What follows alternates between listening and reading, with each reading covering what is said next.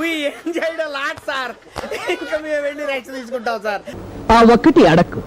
So భర్త మహాశైల ఒక విజ్ఞప్తి మూవీ ఇప్పుడే చూస్తున్నాను. సినిమా నాకు డీసెంట్ అనిపించింది, చాలా చోట్ల బాగా నవ్వుకున్నా. అరే జోక్స్ బాగా పడినాయి. సునీల్ గారు, వెన్నెల కిషోర్ గారు, రవితేజ గారు ముఖ్యంగా బాగా నవ్వించారనే ఫీలింగ్ వచ్చింది. బాగానే వెళ్తుందిరా, బాగానే ఉందని ఫీలింగ్ వచ్చింది. బట్ నాకు ఒక పెద్ద ప్రాబ్లం ఉంది సినిమా తోటి. వీళ్ళు ఈ సినిమాకి కోర్ ఏదైతే తీసుకున్నారో చీటింగ్ చేశారు. టెక్నికల్లీ హస్బెండ్ చీట్ చేస్తాడు ఇంకొక అమ్మాయి తోటి. సో దాన్ని వైఫ్ కి తెలియకుండా ఎలా మేనేజ్ చేశారని మెజారిటీ ఆఫ్ ద స్టోరీ అదే నడుస్తూ ఉంటుంది. ఏదైతే మెయిన్ పాయింట్ ఉంటుందో దాన్ని అడ్రస్ చేయకుండా వీళ్ళు క్రియేట్ చేసిన ఫన్ అంతా చాలా చాలా ఇంట్రెస్టింగ్ ఉంటుంది. దొరకకుండా తప్పించుకోవాలి, మేనేజ్ చేయాలి. ఈవెన్ ఆల్రెడీ మనం కొన్ని సినిమాల్లో చూసేసాను, ముఖ్యంగా పెళ్ళా మూరెళ్తే అలాంటి సినిమాలు ఎలా ఉంటుందో ఇక్కడ కూడా అలాంటి సెటప్ నడుస్తూ ఉంటది. అది నాకు మెజారిటీ వర్కౌట్ అయింది. చాలా ఏరియాస్ లో నవ్వను అనుకున్నాను, బట్ సర్ప్రైజింగ్లీ చాలా గట్టిగా నవ్వాను. మంచి ఫన్ అనిపించింది. ముఖ్యంగా 90s లో పిల్లోడు ఉంటాడు చూసారా, ఆ పిల్లోడు దీనిలో కూడా ఉంటాడు.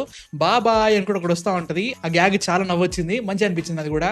అండ్ ఆల్సో వెన్నెల కిషోర్ గారు అందరికంటే తక్కువ నవ్వించారు, బట్ హీ వాస్ గుడ్. కొన్ని ఏరియాస్ లో డబ్బింగ్ తోటి ఆగం పట్టించేసారు, అది మంచి అనిపించింది. సత్య గారు సీరియస్లీ అంటే లైక్ ఫస్ట్ హాఫ్ అంతా కూడా ఏంటి ఓవర్ యాక్షన్ చేస్తున్నారని ఫీలింగ్ వస్తుంది అనమాట. సినిమా టోన్ ఒక రకంగా వెళ్తా ఉంటది, ఈయన ఏంటబ్బా మరీ ఓవర్ అయిపోయింది అని ఫీలింగ్ వస్తూ ఉంటది. బట్ మళ్ళీ ఆయన తీసుకొచ్చారు, అక్కడ జోకులు చాలా గట్టిగా పడినాయి, బాగా నవ్వొచ్చింది. చాలా రోజుల తర్వాత రవితేజ గారి ఫిలిమ్స్ లో ఆయన కామిక్ టైమింగ్ బాగా పండిందని చెప్తా. ముఖ్యంగా దీంట్లో గట్టిగా నవ్వించింది. ఆయన ఉన్న సిచ్యువేషన్ కి, ఆయన దగ్గర ఉండే కామిక్ టైమింగ్ కి మనం ఎప్పుడో దుబాయ్ సీన్ ఆర్ఎల్స్ డాన్ సీన్ లో చూసినట్టుగా కొన్ని డైలాగ్స్ కామిక్ టైమింగ్స్ పడతా ఉంటాయి. బట్ వీళ్ళందరికంటే నన్ను గట్టిగా నవ్వించింది అంటే మాత్రం సునీల్ గారు భయ్యా. Seriously he's really really good. చాలా రోజుల తర్వాత అరే ఇద్దరా ఈయన కామిక్ టైమింగ్ ఇట్లుంటది. ముఖ్యంగా పెళ్ళా మూరెళ్తలో కూడా ఆయన బిట్టోడు ఉంటుంది, అది చాలా బాగుంటుంది. దీంట్లో కూడా బాగా వాడుకున్నారు అనిపించింది. He was really really good in this movie. అక్కడ వరకు నాకు ఓకే డీసెంట్ బాగానే అనిపించింది సినిమా, అక్కడ వరకు మాత్రమే. మిగతాదంతా కూడా ఇటో పోయింది. ఫస్ట్ ఆఫ్ ఆల్ సినిమాలో నాకు బేసిక్ రిక్వైర్మెంట్స్ ఏంటంటే నవ్వించండి, అండ్ ఆల్సో మీరు చాలా సెన్సిటివ్ ఎలిమెంట్ తీసుకున్నారు. చీటింగ్ అనేది చాలా పెద్ద తప్పు, దాన్ని మీరు ఎలా చూపిస్తారనే దాని మీద ఉంటుంది. ఫస్ట్ హాఫ్ అంతా అలా బ్లాండ్ గా అక్కడక్కడ మంచి నవ్వులు వస్తూ ఏదో జరుగుతున్నట్టు చూపిస్తా పోతా ఉంటారు. మన క్యారెక్టర్ సెటప్ అంతా కూడా వెళ్తా ఉంది. జోక్స్ పడ్డప్పుడల్లా కూడా మంచిగా అనిపించింది. దీన్ని ఎలా అడ్రస్ చేస్తారు అని ఎండింగ్ దగ్గర వచ్చేసరికి ఏంది అర్థం కాలేదు. అంటే లైక్ అది మంచి చేసిరా చెడు చేసిరా నేను చెప్పాను, మీ థియేటర్కి వెళ్ళి చూసుకో. దాన్ని జస్టిఫై చేస్తారా లేదా అని కూడా మీరు థియేటర్కి వెళ్ళి చూసేసుకోండి, నాకు సంబంధం లేదు. నాకైతే మాత్రం పర్టికులర్ గా అది నచ్చలేదు. అదొకటి అనుకున్నా కానీ సినిమాలో ఇంకో పెద్ద బొక్క ఏంటంటే ఊ అంటే పాట వస్తుంది, ఆ అంటే పాట వస్తుంది. నాకు తెలిసి ఇది ఒక ఫన్ ఫిలిం, పాటలు వస్తూ ఉంటాయి సంక్రాంతి ప్లాన్ చేసుకున్నట్టుగా. బట్ సినిమాకి సంబంధమే ఉండదు. ఏదో ఆపేసే సినిమా 2 నిమిషాలు పాట పెట్టేసుకుందాం, తర్వాత మళ్ళీ వద్దాం అన్నట్టుగా వస్తూ ఉంటాయి అనమాట పాటలు. అది స్టార్టింగ్ నుంచి ఎండింగ్ వరకు అట్లా ఉంటాయి. ప్రాబ్లం ఏంటంటే ఇది పేపర్ లైన్ ఉంటుంది సినిమా. నువ్వు కామెడీతో మేనేజ్ చేస్తే సరిపోతుంది. బట్ ఒక సర్టన్ పాయింట్ తర్వాత సెకండ్ హాఫ్ లో అయిపోయింది సినిమా. అంటే నువ్వు నెక్స్ట్ మెయిన్ పాయింట్ ని అడ్రస్ చేయాలి, అది చేయకుండా ఆగా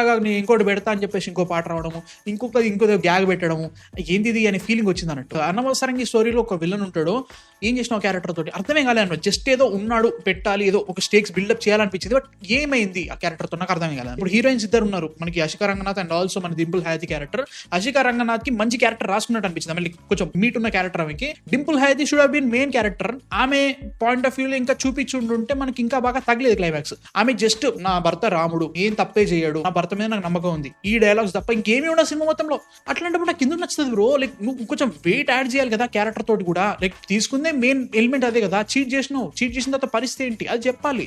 చీట్ చేసిన స్పాయిలర్ అనకండి బాబు, ట్రైలర్లు ఇచ్చేసారు వాళ్ళ పాయింట్ దాన్ని. అండ్ ఆల్సో చీటింగ్ విషయాన్ని ఎలా అయితే అడ్రస్ చేశారో, అంటే నువ్వు ఒక ఎక్స్ట్రీమ్ థింగ్ చేసావో దాన్ని జస్టిఫై చేసుకోవడానికి ఇంకో ఎక్స్ట్రీమ్ థింగ్ చేస్తే సెట్ అయిపోయిందా, జస్టిఫై అయిపోయిందా, అంటే నువ్వు చేసింది మాఫ్ అయిపోయిందా, నాకు అర్థం కాలేదు. ఫస్ట్ ఆఫ్ ఆల్ చీటింగ్ అనేది నా దృష్టిలో ఎవరు చేసినా తప్పే, రిగార్డింగ్ ఆఫ్ ద జెండర్, అమ్మాయి అయినా అబ్బాయి అయినా. వీళ్ళు చేస్తే ఓకే, వాళ్ళు చేస్తే ఓకే అని నచ్చదు. అండ్ ఆల్సో ఈ చీటింగ్ అనే దాన్ని జెండర్ కి బేస్ చేయడమే కరెక్ట్ కాదు. ఎందుకంటే నువ్వు సడన్ గా కొన్ని సినిమాస్ లో లేడీస్ చీట్ చేశారు అనుకో, ఒక మాట అనేస్తావు. జెంట్స్ చేసేస్తే దాన్ని కామెడీగా చేస్తే మాత్రం నాకు నచ్చదు. అట్లా కాదు, అది జస్టిఫై చేయకూడదు. అది సినిమాలో చేసిరని చెప్పట్లేదు, కాకపోతే నాకు అది ఎండ్ అయిన విధానం నచ్చలేదు. మేబీ అది నా కోసమే కావచ్చు, మిగతా వాళ్ళందరికీ అది ఓకే అనిపించచ్చు, బట్ నాకైతే మాత్రం అది వర్క్ కాలేదు. బట్ మెజారిటీ నాకు రెండు రిక్వైర్మెంట్స్ ఉండే. నవ్వించండి, ఏదైతే రీజన్ పెట్టుకున్నారో దాన్ని బాగా చూపెట్టండి. నాకైతే మాత్రం బాగా నవ్వించారు, బట్ స్టిల్ నాది రీజన్ పోయింది. 50-50 అనుకోవచ్చు.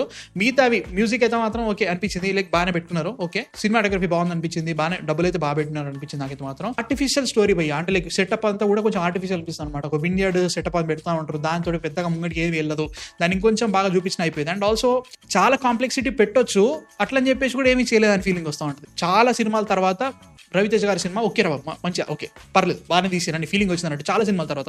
సో అదొక ప్లస్ అని చెప్పొచ్చు. డెఫినెట్లీ ఆయన కామిక్ టైమింగ్ ని ఈ సినిమా చాలా బాగా వాడుకున్నారు, అది నాకు మంచి అనిపించింది. ఓవరాల్ గా ఇట్స్ డీసెంట్ మూవీ. అంటే చెప్తున్నా కదా యావరేజ్ టు డీసెంట్ వెళ్ళిపోయింది అన్నట్టు. నాకు ఒకటి బాగా నచ్చింది, ఇంకోటి అస్సలే నచ్చలేదు.